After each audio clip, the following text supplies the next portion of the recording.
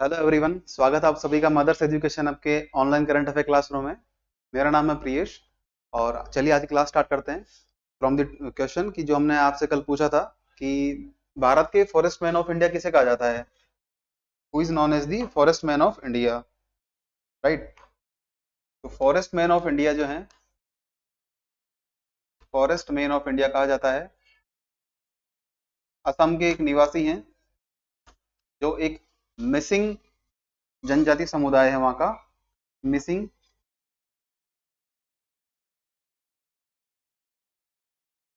Missing tribe है, उससे इनका बिलोंग है।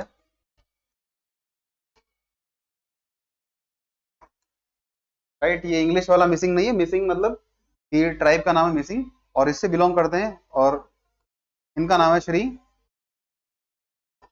जादव मोलाई पायेंग।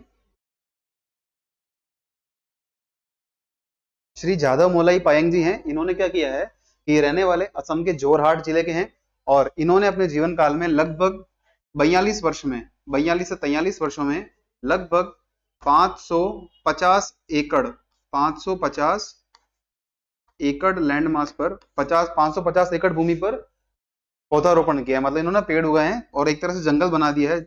ऐसी जमीन जो कि पहले बिल्कुल बंजर भूमि थी, उसको उन्होंने क्या कर दिया, जंगल बना दिया। जो कि आज कहीं ना कहीं वहां पर बंगाल टाइगर है, राइनोसर्स यानी गैंडे हैं, ये हमें देखने को मिलते हैं।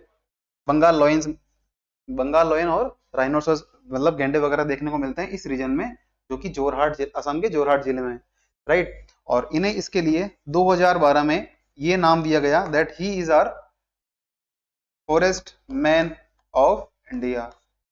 क्लियर।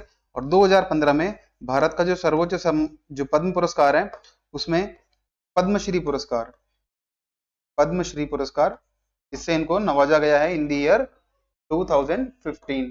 तो ये आप नाम याद रखिएगा कि जो फॉरेस्ट मैन ऑफ इंडिया कौन है, भारत के वन पुरुष, तो ये हमारे हैं श्री जादव मोलाई पायेंग जी हैं, जो कि मिसिंग जनजाति की असम की, वहां उनसे भी उससे बिलोंग करते हैं। और 2012 में इन्हें उपनाम दिया गया है सम्मान के रूप में और 2015 में इन्हें पद्मश्री पुरस्कार दिया गया है। क्लियर।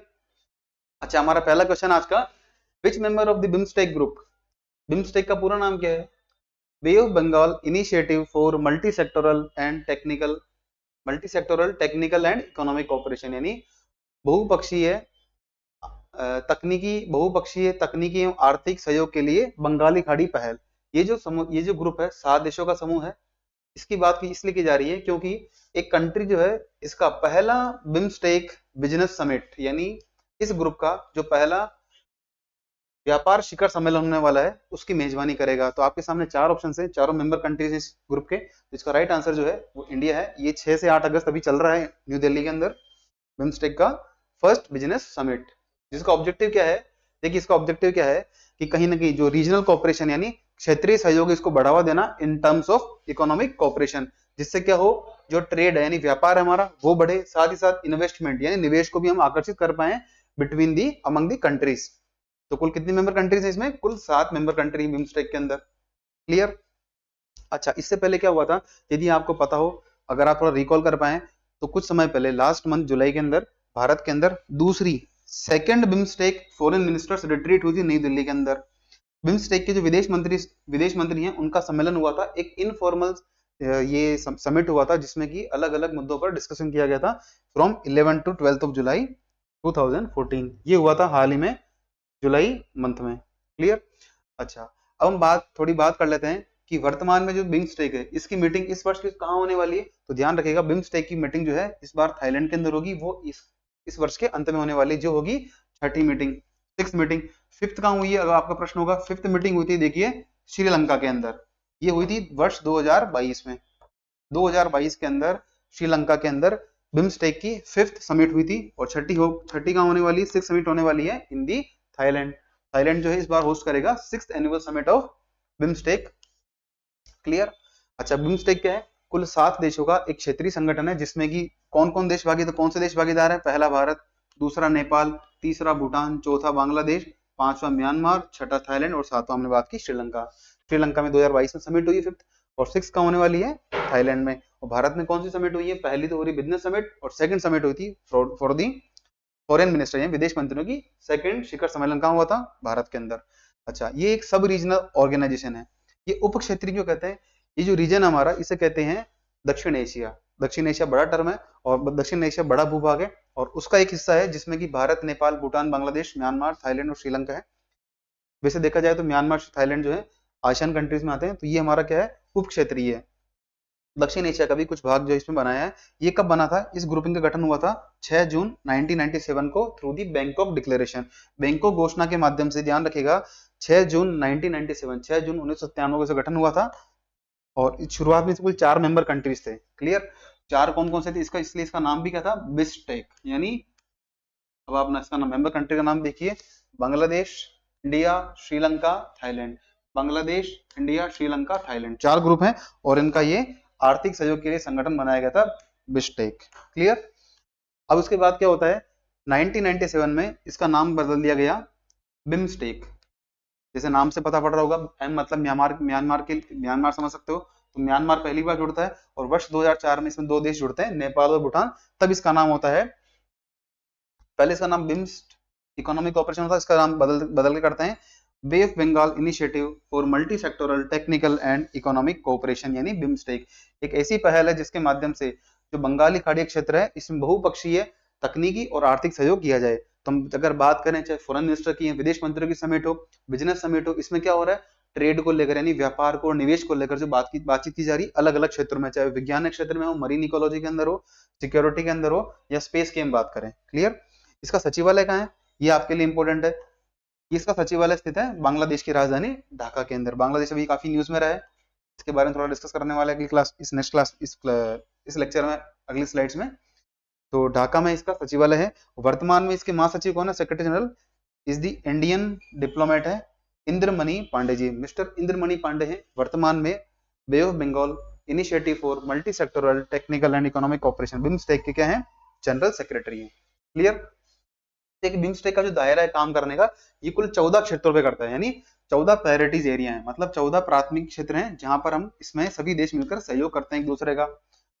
और अच्छा, अभी रिसेंटली क्या हुआ है, इस साल जो है बिम्स्टेक का चार्टर लागू हुआ है। बिम्स्टेक का चार्टर मतलब क्या है, it is a kind of document which deals with the some of the provisions regarding the international laws, कि भाई किस प्रकार से जो बिम्स्टेक के अंदर अलग अलग मेंबर जुड़ सकते हैं, किस प्रकार से बिम्स्टेक जो है अलग अलग देशों को जोड़ने के साथ ही अलग जो अन्य संगठन है, चाहे मान लीजिए G77 है, G21 है, उनके साथ किस प्रकार से डील कर सकता है। इवन यूरोपियन यूनियन की बात करें तो ये अडॉप्ट किया गया था, इसको पहली बार अडॉप्ट किया गया था जो बिम्स्टेक की 5वीं समिट हुई थी श्रीलंका में, हमने पढ़ा था 2022 में, इसमें इसको अपनाया गया था और इसे लागू किया गया है 20 मई 2024 को। ये हम पहले डिस्कस कर चुके हैं ऑलरेडी।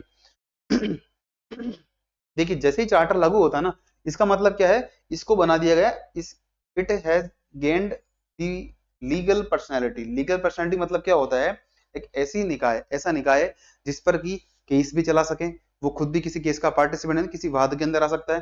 साथ ही साथ अगर बिम्स्टेक चाहे तो किसी देश के साथ, पर्टिकुलर बिम्स्टेक जो है किसी देश के साथ एग्रीमेंट साइन कर सकता है, किसी और मेंबर कंट्री को इसमें ऐड कर सकते हैं, और जो विभिन्न संगठन हमारे, चाहे G77, G20 हो, G7 हो, उनके साथ जो है एग्रीमेंट साइन कर सकता है बिम्स्टेक। ये इसका चार्टर का महत्व हो जाता है।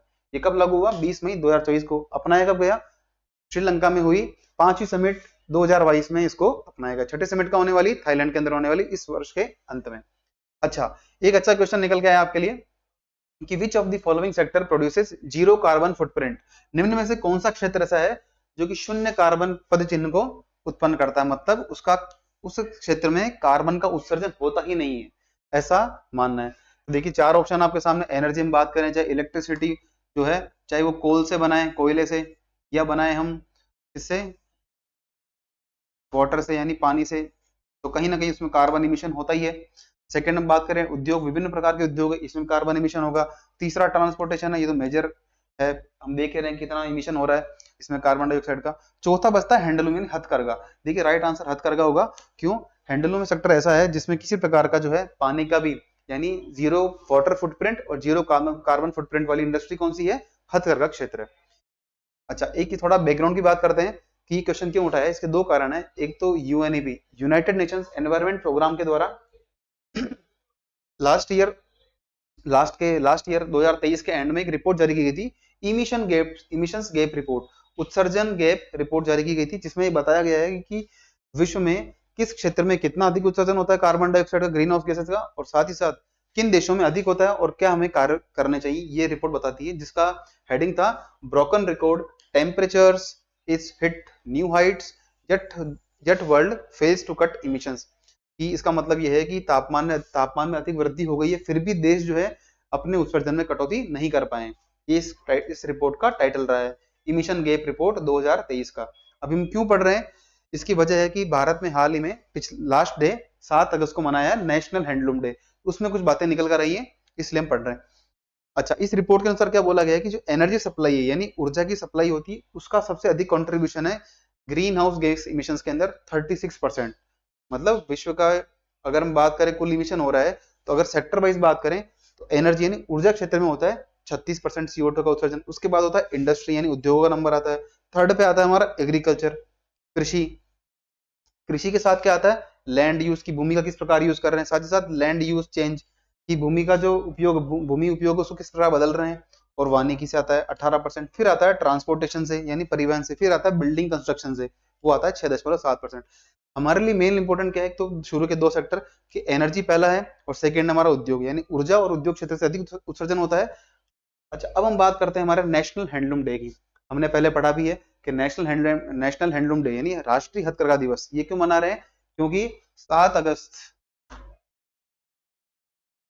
1905 इस दिन को क्या हुआ था, स्वदेशी आंदोलन की शुरुआत की गई थी। और क्यों हुआ था, उस समय भारत पर जो है ब्रिटेन का शासन था, तो हम चाहते थे कि भाई हमारे यहाँ जो ब्रिटेन के उत्पाद है उनकी सेलिंग ना हो और हम अपने ऊपर क्या बने, सेल्फ रिलायंट बने in the production of goods.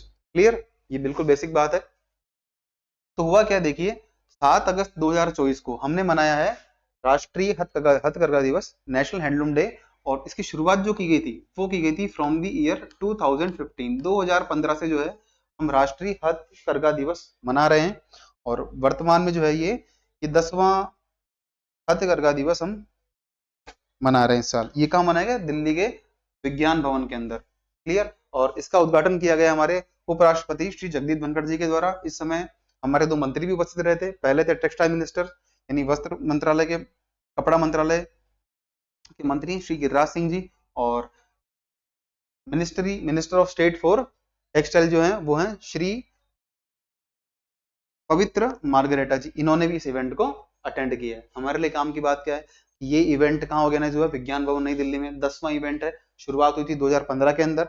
अच्छा, ये जो है, ये जो नेशनल हैंडलूम डे मनाया गया है, इसमें कुछ एग्जीबिशंस भी हुई हैं, जिसमें क्या है, एक हैंडलूम एक्सपो हुआ है और एक हुआ है विरासत एग्जीबिशन। क्लियर, और ये किसने ऑर्गेनाइज किया है, मिनिस्ट्री ऑफ टेक्सटाइल यानी कपड़ा मंत्रालय के तहत एक निगम है, नेशनल हैंडलूम डेवलपमेंट कॉरपोरेशन यानी राष्ट्रीय हथकरघा विकास निगम के द्वारा जो है नेशनल हैंडलूम डे के दिवस पर और इस दौरान जो है हैंडलूम का एक्सपो यानी एक एग्जीबिशन यानी प्रदर्शनी लगाई गई है। क्लियर, ये कुछ हमारे मेजर प्रोडक्ट्स हैं जिनको की शोकेस किया गया है इस इवेंट में। लगभग 75 स्टॉल्स लगाई गई थी, जिसमें आप देख सकते हैं कि कुल्लू की शॉल है, बनारस की साड़ी, बनारसी साड़ी है, भागलपुर का सिल्क है। वही हम बात करें तो चंपा सिल्क साड़ी है, कांचीपुरम का सिल्क है, और कासरगोड की साड़ियां हैं, सोलापुर के चद्दर हैं, तसर सिल्क, पटना का पटोला, कोटा डोरिया, फुलकारी, कश्मीर का पश्मीना। ये कुछ ऐसे उत्पाद हैं जिनको हमारे भारत के हथकरघा उद्योग के द्वारा डेवलप किया जाता है, बनाया जाता है, और इनका शोकेस यहाँ इस एग्जीबिशन के अंदर किया गया है। ये हमारे रिच हेरिटेज को और रिच हमारे आर्टिस्टिक स्किल्स को शोकेस करता है। तो अब बात करते हैं कुछ फैक्ट की।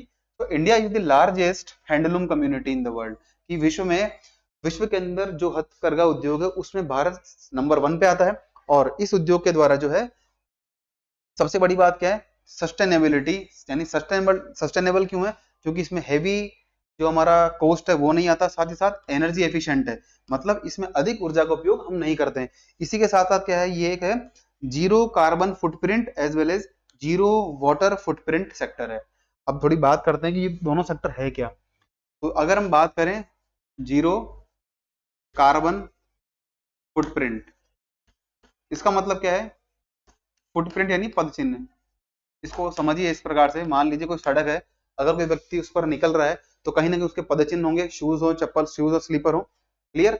अब ऐसे क्या होगा, अगर किसी देश में किसी व्यक्ति के द्वारा, किसी इंस्टीट्यूट के द्वारा, किसी इंडस्ट्री के द्वारा अगर किसी प्रकार का प्रोडक्ट प्रोडक्ट जो है प्रोडक्ट यानी उत्पाद हुआ, या सर्विसेज यानी सेवाएं, उनके उत्पादन में अगर एनर्जी का यूज हो रहा है जिससे कि कार्बन डाइऑक्साइड का इमिशन हो, क्या हो? CO2 इमिशन हो, इसे कहेंगे हम कार्बन फुटप्रिंट। यानी एक व्यक्ति के द्वारा, किसी संस्था के द्वारा, किसी उद्योग के द्वारा या किसी देश के द्वारा जो कार्बन उत्सर्जन किया जा रहा है किसी भी सेवा या वस्तु के उत्पादन में, उसे कहते हैं कार्बन फुटप्रिंट। अब जीरो का मतलब क्या हुआ कि ऐसा तरीका, ऐसा माध्यम जिसके जिसके द्वारा अगर जिसको अपनाया जाए तो किसी प्रोडक्ट और सर्विस के प्रोडक्शन में क्या हो, कार्बन डाइऑक्साइड का यानी कार्बन का इमिशन हो ही ना।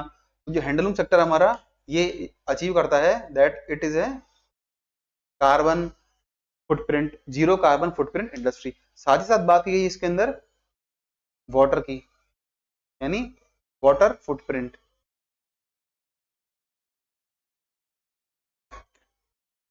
क्लियर? वाटर फुटप्रिंट का मतलब क्या हुआ, अगर किसी उद्योग में पानी का इस्तेमाल हो रहा है तो वो कहलाएगा कितना, वाटर फुटप्रिंट कहलाएगा। देखिए दो तरह का होता है, ये वैसे तीन तरह का होता है, ग्रीन, ब्लू और ग्रे। जो शुरू के दो हैं, ये ग्रीन और ब्लू, ये शोकेस करते हैं कि कितनी मात्रा में जो है हमने पानी का इस्तेमाल किया है। जैसे ग्रीन की बात करें तो अगर हम बात करें फसलें, हमारी जो एग्रीकल्चर क्रॉप्स हैं उनके उत्पादन में हमने कितना पानी इस्तेमाल किया है। क्लियर? जिसमें कि मेनली रेन वाटर होता है, हमारा वर्षा जल होता है। जैसे चावल मान लीजिए आप, चावल है, गन्ना है, इनके लिए अधिक पानी की रिक्वायरमेंट होती है। वही हम बात करें ब्लू वाटर फुटप्रिंट की, मतलब क्या है कि इसमें सतही जल के साथ साथ जो भूमिगत जल है उसका कितना उपयोग किया है ये देखा जाता है। वही हम बात करें ग्रे वाटर फुटप्रिंट की, इसमें इसका मतलब ये होता है कि किसी वस्तु या सेवा के उत्पादन में अगर किसी कितनी संगठन के द्वारा कितनी मात्रा में जो है पानी का हो रहा है प्रदूषण, यानी कितनी मात्रा में हम कर रहे हैं पॉल्यूशन इन दी वाटर, वो कहलाता है ग्रे वाटर फुटप्रिंट। सिंपल से आप समझ गए होंगे, कार्बन फुटप्रिंट का मतलब है कि किसी किसी संस्था व्यक्ति के द्वारा कितना उत्सर्जन हो रहा है कार्बन का इन एनी प्रोडक्शन और सर्विस एक्टिविटी। वही हम बात करें वाटर फुटप्रिंट की, तो कितनी मात्रा में जल का उपभोग कर रहे हैं, साथ ही साथ कितनी मात्रा में जल को पोल्यूट कर रहे हैं for the production of services and goods, ये कहलाता है हमारा वाटर फुटप्रिंट। तो जो हमारा हैंडलूम सेक्टर है ये जीरो वाटर और जीरो कार्बन फुटप्रिंट इंडस्ट्री है। अच्छा, हमने क्या बात की कि भारत जो है विश्व के अंदर सबसे बड़ा हैंडलूम इंडस्ट्री प्रोवाइड करता है। ये लगभग भारत में 35 लाख लोगों को रोजगार देता है, जिसमें 70%, ऑलमोस्ट 70% जो है महिलाएं हैं। मतलब 25 लाख तो इसके अंदर महिलाएं हैं जिन्हें रोजगार मिल रहा है। तो मतलब हम कह सकते हैं कि it is a women lead industry of India की। क्लियर? अच्छा, इसी के अंदर साथ में क्या होगा कि इस दिवस को जब मनाया गया, राष्ट्रीय हथकरघा दिवस को मनाया गया, तो यहाँ पर विरासत एग्जीबिशन का भी शोकेस किया गया, यानी एक प्रदर्शनी लगाई गई जिसमें बताया कि भारत के पास किस प्रकार से रिच जो हमारी आर्टिस्टिक स्किल्स हैं उनको हम विश्व को बता सकते हैं। क्लियर? अच्छा, हम थोड़ी बात करते हैं नेक्स्ट क्वेश्चन पे। Recently which country has conferred its highest civilian award to the President Droupadi Murmu? हमारे राष्ट्रपति महोदय हैं श्रीमती द्रौपदी मुर्मू जी, हाल ही में यात्रा पे गई हैं उनको, और उनको एक देश के द्वारा जो है अवार्ड दिया गया है, उस देश का सर्वोच्च नागरिक सम्मान। तो आपको बताना है कि इनमें से किस देश के द्वारा दिया गया है। देखिए तिमोर लेस्टे, यहाँ भी राष्ट्रपति महोदय जाने वाली हैं, न्यूजीलैंड जाने वाली हैं और फिजी जाने वाली हैं। तो तीन देश आपके लिए प्रायोरिटी में है। इसका राइट आंसर होगा फिजी, क्योंकि दो देश है न्यूजीलैंड और तिमोर लेस्टे, इनके द्वारा ऐसा कोई अवार्ड उन्हें नहीं दिया गया। राइट? चलिए थोड़ी बात करते हैं हम कि अवार्ड का नाम क्या है। तो वहां के फिजी के राष्ट्रपति हैं, थोड़ा नाम का जो है थोड़ा नाम टिपिकल सा इनका, रातू विलियम मेयावेली कैटोनिवर, ये फिजी के राष्ट्रपति हैं। इनके द्वारा अवार्ड दिया गया है भारत की राष्ट्रपति महोदया को, श्रीमती द्रौपदी मुर्मू को। उसका नाम है, द्रौपदी मुर्मू जी को उसका नाम है companion of the order of Fiji. ये आप नाम याद रखिएगा। फिजी एक हमारा ओशियनिक देश है जो कि प्रशांत महासागर में अवस्थित है, उस देश के द्वारा जो है ये अवार्ड दिया गया है companion of the order of Fiji. और प्राइम मिनिस्टर कौन है फिजी की? वो है सितिवेनी राबुका। ये कुछ नाम क्या है कि कई बार एग्जाम के अंदर पूछ ले जाते हैं, क्योंकि इनके साथ मीटिंग भी हुई हमारे ऑनरेबल प्रेसिडेंट की। अच्छा, एक और बात है कि जो हमारा पैसिफिक ओशन है यानी प्रशांत महासागर क्षेत्र है, इसमें एक सबसे बड़ा हिंदू टेम्पल है, श्री शिव सुब्रमण्य स्वामी टेम्पल, जो कि नादी नाम से एक प्लेस पर है। इनको भी राष्ट्रपति महोदय ने विजिट किया है। क्लियर। अच्छा, ये रहा हमारा फिजी देश है, कैपिटल सुआ है। यहाँ कुछ देखो और देश मिलेंगे, सोलोमन आइलैंड है, पपुआ न्यू गिनी, नौरू, वुनावुतु। ये कुछ ऐसे आइलैंड कंट्रीज हैं जो कि एक संगठन है, FIPIC, forum for India Pacific island countries. 2014 में भारत ने इस संगठन का गठन किया था, जिसमें कुल भारत के साथ साथ इंडिया प्लस 14 आइलैंड कंट्रीज हैं, 14 आइलैंड कंट्रीज जो हैं इसके पार्टिसिपेंट्स हैं, इसके फिपिक के।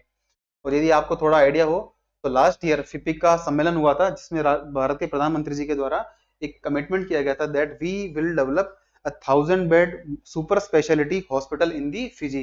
फिजी के सुआ के अंदर जो है हम एक 1000 बेड का सुपर स्पेशलिटी हॉस्पिटल डेवलप करने वाले हैं, और इसके लिए फिजी के राष्ट्रपति ने भारत को थैंक यू भी कहा है। क्लियर। अच्छा, नेक्स्ट हम बात करते हैं हवासोंग 11। आपको बताना है कि it is a series of short range ballistic missile. Short range ballistic missile है ये, मतलब कम दूरी की, छोटी दूरी की बैलिस्टिक मिसाइल्स हैं। किस देश के द्वारा इनको टेस्ट किया गया है? देखिए, इसका राइट आंसर ना जापान है, ना चीन है, ना नॉर्थ कोरिया, ना वियतनाम है। इसका राइट आंसर है नॉर्थ कोरिया। क्लियर। आप कंफ्यूज मत होइएगा नॉर्थ कोरिया साउथ कोरिया के अंदर, इसका राइट आंसर नॉर्थ कोरिया है। नॉर्थ कोरिया ने अपना लगभग 4.5 टन का वॉरहेड यानी हथियार कैरी करने वाला एक शॉर्ट रेंज का बैलिस्टिक मिसाइल है, टैक्टिकल बैलिस्टिक मिसाइल हवासोंग 11, इसको उन्होंने टेस्ट फायर किया है। क्लियर। और उसके एक सीरीज है जो कि नॉर्थ कोरिया ने डेवलप की है, और उसका नाम जो है, इसे जाना जाता है KN-23 और KN-24 के माध्यम से। अच्छा, जो ये शब्द है हवासोंग, इसका मतलब क्या है? ये कोरियन भाषा के अंदर जो मंगल ग्रह मार्स हमारा, उसके लिए प्रयुक्त करते हैं।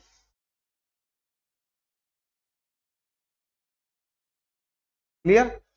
अच्छा, हम बात करते हैं the new symbol of Indian rupee was adopted in which year. देखिए, भारत का जो भारतीय रुपया है उसका नया सिंबल क्या है, आप सभी जानते हैं, अच्छी तरह परिचित होंगे इससे। ये हमारा नया सिंबल है। क्लियर। अब आपको बताना है कि ये सिंबल है हमने कब अडॉप्ट किया है, तो ध्यान रखिएगा, ये हुआ था इन द ईयर 2010, जब यूपीए गवर्नमेंट थी भारत में, तब ये अडॉप्ट किया गया था। क्लियर।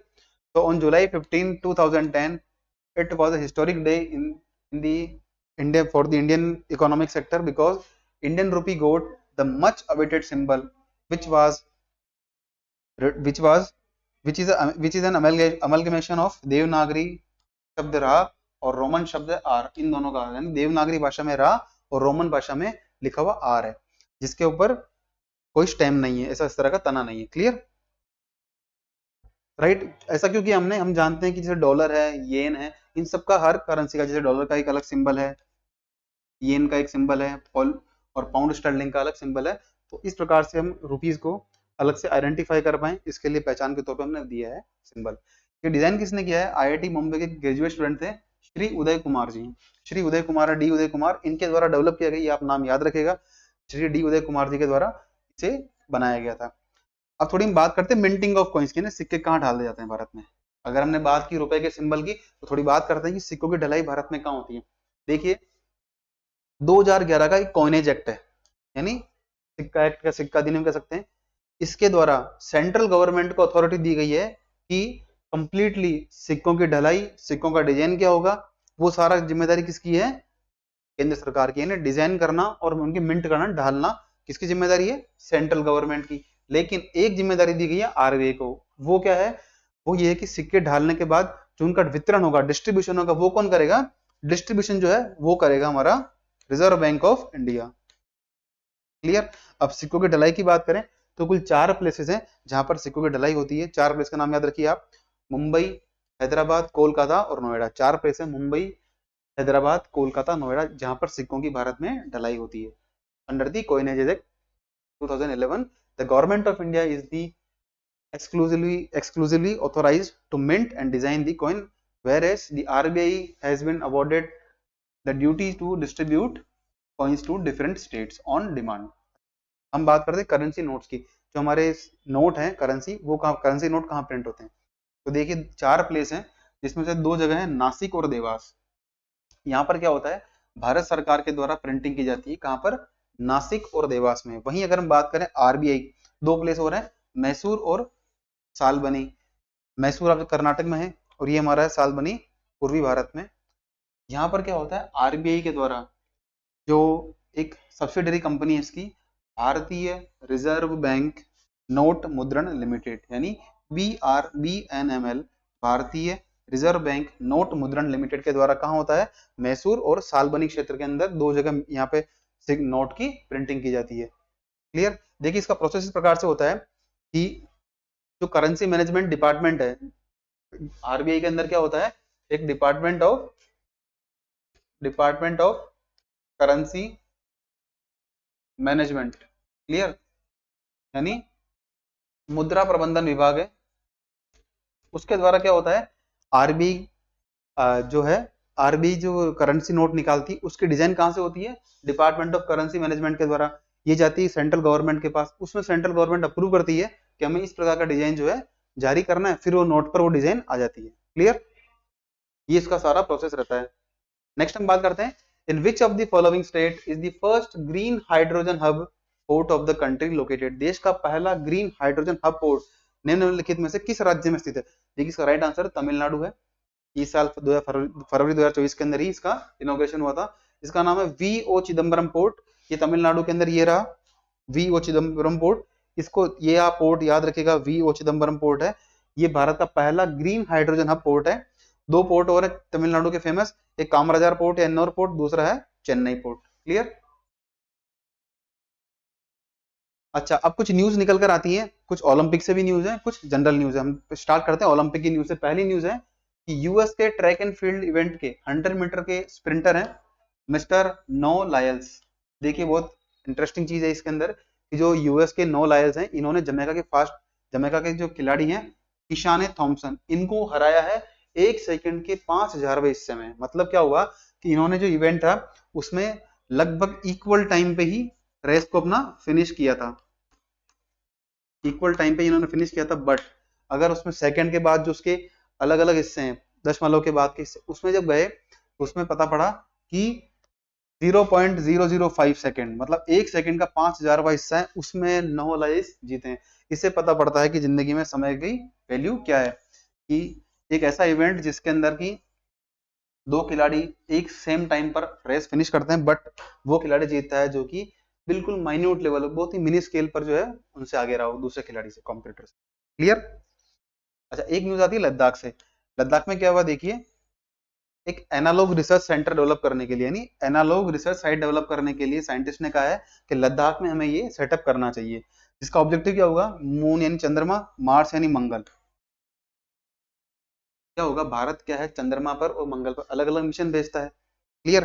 तो भारत के साइंटिस्ट चाहते हैं कि लद्दाख में इस प्रकार का एक एनालॉग रिसर्च साइट डेवलप किया जाए। क्यों? क्योंकि कुछ विशेषताएं ऐसी हैं जो कि मंगल ग्रह पर और चंद्रमा पर जो मिलती है, सेम कंडीशंस हमें मिलती हैं लद्दाख के अंदर।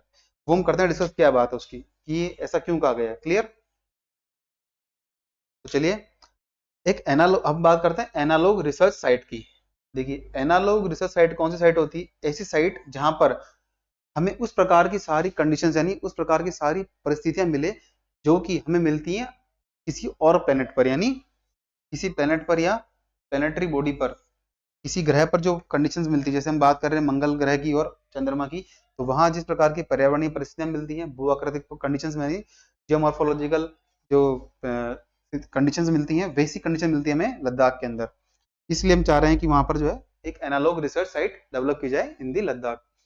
अब क्या होगा, ये सेंटर होगा ना, ये जो स्टेशन होंगे एनालॉग रिसर्च स्टेशन, ये कैसे काम करेंगे, एक वहां पर क्या होगा, इंजीनियरिंग का इंटीग्रेशन होगा, साथ ही साथ ह्यूमन स्टडीज होगी, किस किस प्रकार से वहां पे ह्यूमन रहेंगे, जो क्रू होगा वहां का, जो जाने वाले लोग साइंटिस्ट जाने वाले हैं, उनकी ट्रेनिंग किस प्रकार होगी, ट्रेनिंग मोड में करा सकते हैं। साथ ही साथ वहाँ की जियोलॉजिकल, जियोमॉर्फोलॉजिकल और हैबिटेबिलिटी को भी चेक किया जाएगा कि वहाँ किस प्रकार की भू आकृतियां हैं जिसमें कि वो सर्वाइव कर पाए। देखिए सिंपल क्या होता है, एक सिमुलेशन होता है। जब किसी पायलट के कोर्स की ट्रेनिंग दी जाती है, तो उसे एक प्रकार के सिमुलेशन के अंदर बिठाया जाता है, हूबहू, जिसमें कि एक ऐसा लगे कि वो व्यक्ति ओरिजिनल प्लेन नहीं उड़ा रहा है। तो सेम काइंड ऑफ ये जो है ना एनालॉग रिसर्च साइट वो इस तरह डेवलप की जाएगी कि भाई अगर साइंटिस्ट यहाँ कुछ एक्सपेरिमेंट करते हैं तो उन्हें ऐसा फील होगा कि वो मंगल ग्रह पर ही कर रहे हैं। उससे कुछ सिमिलैरिटी है, हम देखते हैं आगे क्यों कि लद्दाख को क्यों चुना गया, किसी और साइट को क्यों नहीं इसके लिए सेलेक्ट किया गया। कारण देखिए आप, यहाँ क्या ड्राई, कोल्ड और एरिड डेजर्ट है। हम जानते हैं लद्दाख के अंदर कोल्ड डेजर्ट है, तो ड्राई रहता है, ये शुष्क रहता है, ठंडा है और क्लियर। और साथ ही साथ यहाँ पर क्या है, रॉकी ग्राउंड यानी चट्टानी क्षेत्र है, लूज रॉक्स हैं यानी कुछ डेली चट्टाने हैं, और एक वास्ट फ्लैट लैंड यानी एक विशाल समतल भूमि है। और यहाँ पर क्या मिलता है, परमाफ्रोस्ट कंडीशन मिलती है, ग्लेशियर्स हैं यहाँ पर, ग्लेशियर ड्यून्स यानी टीले हैं, ड्रेनेज नेटवर्क्स भी हैं यहाँ पे रिवर्स का, साथ ही साथ catastrophic flooding make its geomorphologically similar to an early Mars और मून। मतलब क्या है, जब चंद्रमा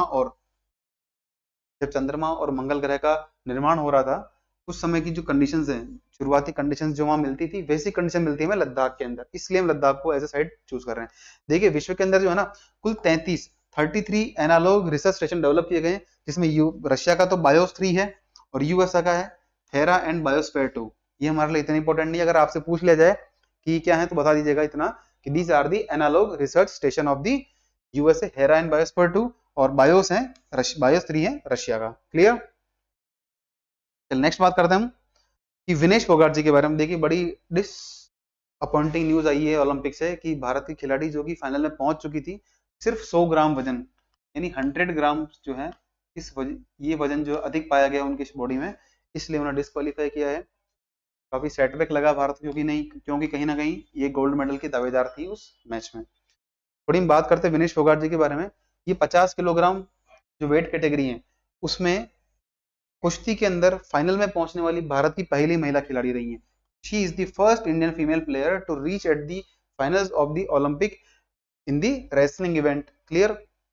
और ध्यान रखिएगा, अब आपसे प्रश्न ये पूछ सकते हैं कि इन्होंने सेमीफाइनल्स में किस खिलाड़ी को हराया था। क्यूबा की खिलाड़ी है जिनका नाम है यूस्नेलीज गुजमन लोपेज। ध्यान रखिएगा वाई जी लोपेज जो खिलाड़ी हैं इनको इन्होंने हराया है सेमीफाइनल्स में बाई दी 5-0, यानी 5 पॉइंट विनेश फोगाट जी के थे और 0 पॉइंट था उनके क्यूबन प्लेयर के। ये आप नाम जरूर याद रखेगा, किस देशी खिलाड़ी को हराया है और उनका नाम क्या है। क्लियर। तो यूस्नेलीज गुजमैन लोपेज को हराया है 5-0 से इन्होंने सेमीफाइनल्स में, राइट। और विनेश फोगाट जी कुछ रिकॉर्ड की बात करें तो इनके पास जो है कॉमनवेल्थ गेम्स जो है उसमें 2 गोल्ड है, 2 गोल्ड है कॉमनवेल्थ गेम्स में। एशियन चैंपियनशिप में 1 गोल्ड है, एशियन गेम्स के अंदर भी 1 गोल्ड है, और एशियन चैंपियनशिप जो हमारी होती है उसके अंदर भी एक इनके पास गोल्ड है। बाकी इनके पास ब्रॉन्ज भी हैं, सिल्वर भी हैं। अगर हम गोल्ड की बात करें तो इनके पास एशियन गेम्स में और एशियन चैंपियनशिप में और 2 कॉमनवेल्थ के अंदर गोल्ड इन्होंने विनेश फोगाट जी ने हासिल किया हुआ है। इनका ये अचीवमेंट रहा है ब्रीफ में अगर हम बात करें तो। क्लियर। चलिए आगे बढ़ते हैं बांग्लादेश के बारे में। देखिए आपको पता है कि बांग्लादेश में रिसेंटली क्या हुआ है, काइंड ऑफ मिलिट्री coup यानी तख्ता पलट हुआ है, जिसमें कि वहां की पूर्व प्रधानमंत्री शेख हसीना जी उनको रिजाइन देना पड़ा, देश छोड़ना पड़ा और वो भारत आई थी उसके बाद। तो हम बात करते हैं कि बांग्लादेश के राष्ट्रपति कौन है। वहां के राष्ट्रपति हैं मोहम्मद शहाबुद्दीन। ये आप नाम याद रखेगा, मोहम्मद शहाबुद्दीन कहाँ के राष्ट्रपति हैं, बांग्लादेश के। और वहां के आर्मी चीफ कौन है, जनरल वकार उज जमा। जनरल वकार उज जमा कहाँ है, कौन है, बांग्लादेश के आर्मी जनरल है, आर्मी चीफ है। और हाल ही में क्या हुआ है कि नोबेल पुरस्कार विजेता है मोहम्मद यूनुस, उन्हें बनाया गया as the caretaker PM, यानी उनको कहा गया है कि आप जो है इंटरिम गवर्नमेंट है उसको लीड करिए, मोहम्मद यूनुस को कहा गया है। ये ऐसे व्यक्ति हैं जिनका संबंध बैंकिंग क्षेत्र से, और इन्हें 2006 में नोबेल शांति पुरस्कार दिया गया था। क्लियर। आइए पढ़ने वाले हम। अच्छा ये बात रही मोहम्मद यूनुस जी के बारे में। वो इकोनॉमिस्ट है, अर्थशास्त्री और एक बैंकर है। क्लियर। जिन्होंने क्या किया 1983 में ग्रामीण बैंक की स्थापना की। ग्रामीण बैंक इन्होंने क्यों बनाया, देखिए होता क्या था उस समय बांग्लादेश के अंदर जो क्रेडिट यानी लोन की ऋण की सुविधा इतना अच्छा नेटवर्क नहीं था, तो इन्होंने शुरुआत की कि जो है माइक्रो लेवल पर यानी सूक्ष्म स्तर पर जो है छोटे छोटे लोन्स होते हैं, स्मॉल लोन्स। मान लीजिए किसी को 10,000 15,000 की जरूरत है तो वो कौन देगा, बैंक इतना देगा नहीं, हर व्यक्ति बैंक तक पहुंच होते नहीं। तो इन्होंने क्या किया, इन्होंने ग्रामीण बैंक बनाया जिसके माध्यम से स्मॉल लोन देना स्टार्ट किया, स्पेसिफिकली महिलाओं को जो ग्रामीण क्षेत्रों में रहती है, जिससे क्या हो वो गरीबी से बाहर आ सके और अपना लाइवलीहुड यानी जीवन यापन इंश्योर कर पाए। क्लियर। तो इसके लिए इन्हें 2006 के अंदर मिला है नोबेल पीस प्राइज। इसको मिला है मोहम्मद यूनुस जी को, साथ ही इनका जो ग्रामीण बैंक है उसे मिला है 2006 के अंदर नोबेल पीस प्राइज। हमने बात की देते हैं सूक्ष्म स्तर का ऋण देते हैं स्पेशली महिलाओं को, और 1993 में ग्रामीण बैंक की स्थापना की थी। और इसका ये रहा कि इसका इम्पैक्ट इतना ग्लोबली रहा, क्यों? क्योंकि इसमें 97% जो रिकवरी है ना, मान लीजिए अगर 1000 लोगों को लोन दिया गया है, उसमें से 970 लोगों ने इसको लोन को रीपेमेंट किया है। मतलब कहीं ना कहीं इनकी जो इंटरेस्ट रेट्स थी, जो लेंडिंग टर्म्स थी, यानी ऋण देने की जो शर्तें थी, काफी अच्छी थी कि लोगों ने इसको रीपेमेंट भी करना वाजिब समझा। क्लियर। और इसका इम्पैक्ट ये हुआ कि और देशों के अंदर भी इनको अपनाने के लिए बात की गई है। अच्छा, हम बात करते हैं मनु भाकर जी के बारे में। ये न्यूज में इसलिए रही है क्योंकि आपको पता हो तो इन्होंने 2 मेडल जीते हैं। एक जीता है 10 मीटर एयर पिस्टल के अंदर, और एक जीता है मिक्स्ड इवेंट के अंदर। तो ये क्या होने वाली भारत की ओर से ध्वजवाहक रहेंगी किसके भारत की रहेगी flag bearer in the closing ceremony of Paris Olympic on 11 अगस्त।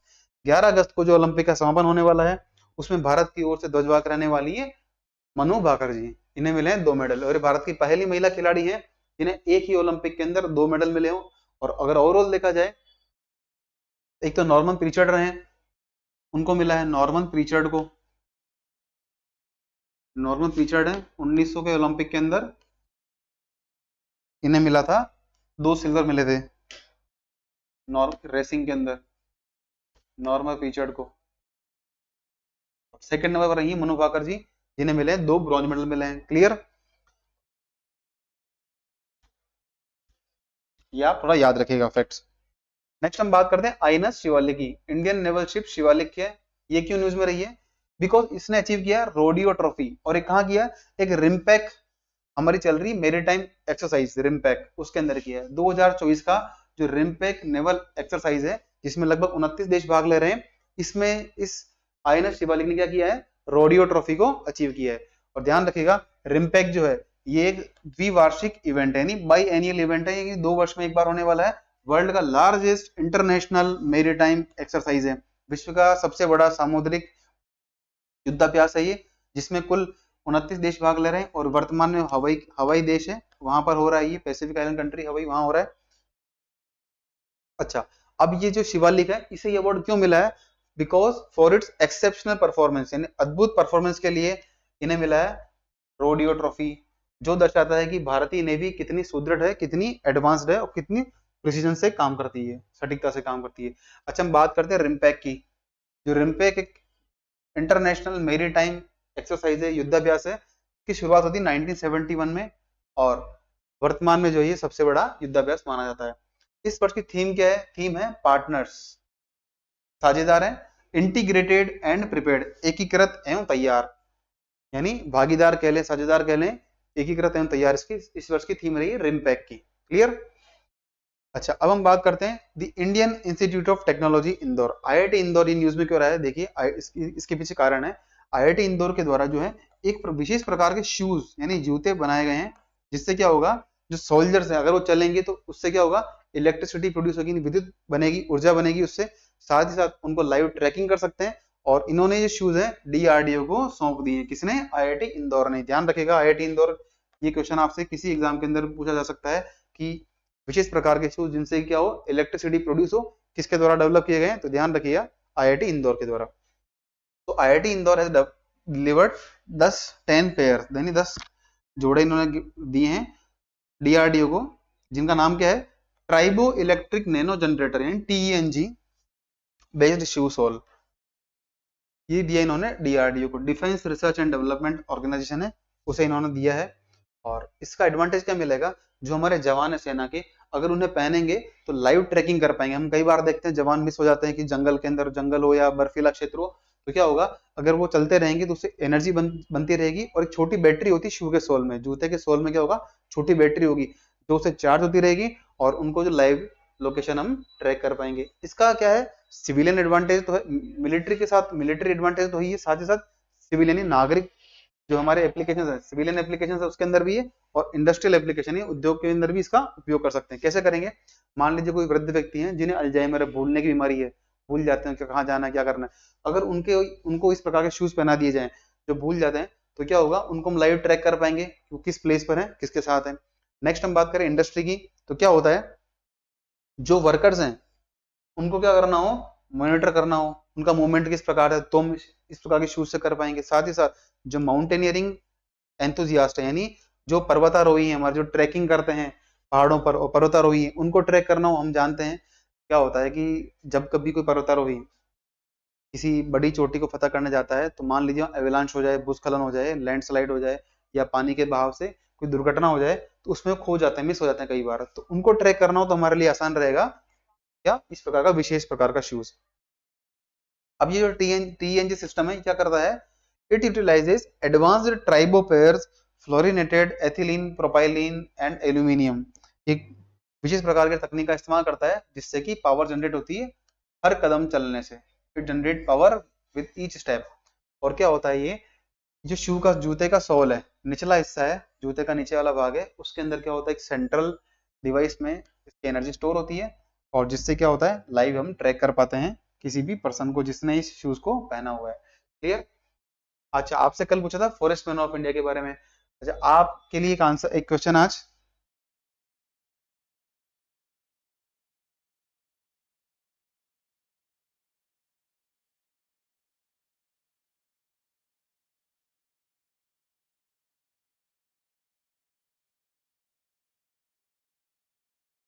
आपको बताना है, एक संस्था है FIPIC, forum for Indo Pacific island countries, इसका गठन कब हुआ था, स्थापना कब की गई थी इसकी, भारत का योगदान है इसके अंदर, ये पता करिएगा आप।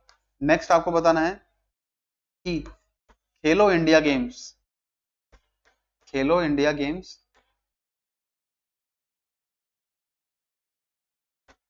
जिनकी शुरुआत 2017-18 में हुई थी, 2017-18 में, इसमें इसके खेलो इंडिया गेम्स के द्वारा जो खिलाड़ी सेलेक्ट हुए हैं उनके नंबर कितना है जो कि पेरिस ओलंपिक में पार्टिसिपेट कर रहे हैं। क्लियर।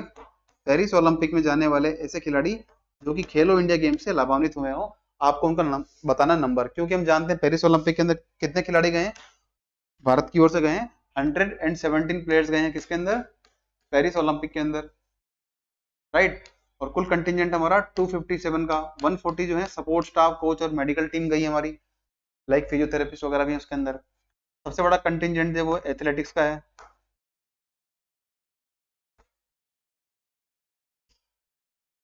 तो आपको बताना है कि खेलो इंडिया गेम्स के द्वारा जो खिलाड़ी सेलेक्ट हुए हैं उसमें से कितने खिलाड़ी गए ओलंपिक के अंदर। और ध्यान रखिएगा 24 जो प्लेयर हैं वो आए हैं हमारे आर्म्ड फोर्सेस से। कहां से हैं, आर्म्ड फोर्सेस से। ये आप फैक्ट ध्यान रखिएगा। दो महिला खिलाड़ी हैं पहली बार, दो फीमेल प्लेयर हैं जो कि पार्टिसिपेट कर रही हैं फ्रॉम दी आर्म्ड फोर्सेस। ये आप नाम याद रखिएगा। कुल जो कंटिजेंट गया, कुल दल गया भारत की ओर से, उसमें कुल 257 सदस्य हैं, 117 प्लेयर हैं, 117 खिलाड़ी हैं, 140 हमारे सपोर्ट स्टाफ है।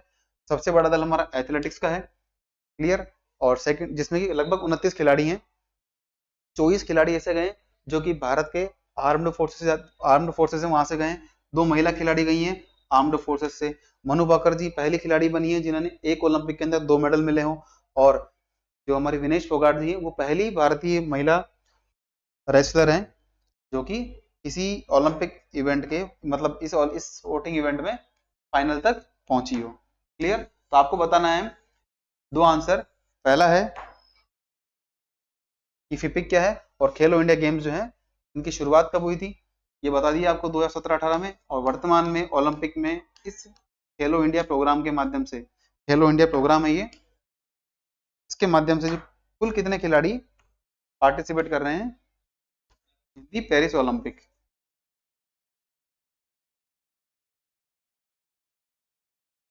अच्छा, एक क्वेश्चन और आपके लिए,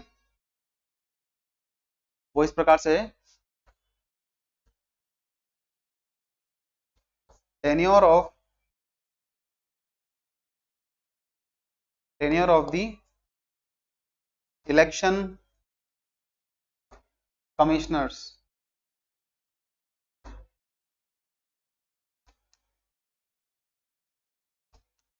जो भारत के निर्वाचन आयुक्त हैं, चुनाव आयोग के सदस्य हैं, उनका कार्यकाल यानी टेन्योर कितना है। साथ ही साथ आप ध्यान रखिएगा, आप ये बताइएगा जो इलेक्शन कमीशन है इसका गठन, इलेक्शन कमीशन का गठन किस आर्टिकल के तहत किया गया है, ये आपको बताना है कि किस आर्टिकल के तहत इसका गठन हुआ है।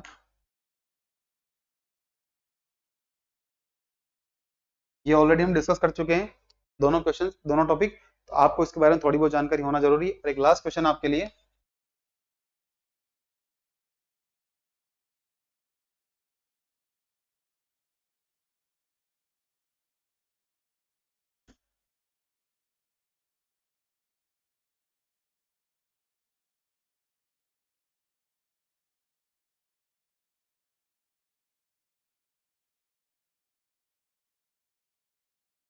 भारत का डिफेंस एक्सपोर्ट कितना है, डिफेंस एक्सपोर्ट इन वैल्यू। अगर हम बात करें कि भारत से कुल जो रक्षा उत्पाद हैं वो अगर किसी और देश को निर्यात हो रहे हैं तो उसकी फाइनल वैल्यू कितनी है। ये 5 क्वेश्चन आपके लिए, या आप इनका आंसर ढूंढिएगा कि इनके आंसर, राइट आंसर क्या हो सकते हैं। बहुत इजी आंसर, बहुत इजी क्वेश्चन है, तो ट्राई करिएगा अपने एंड पर। और चलिए मिलते हैं अगली क्लास में, आज के लिए इतना ही है। तब तक पढ़ते रहिए और be confident. Thank you so much for being with us.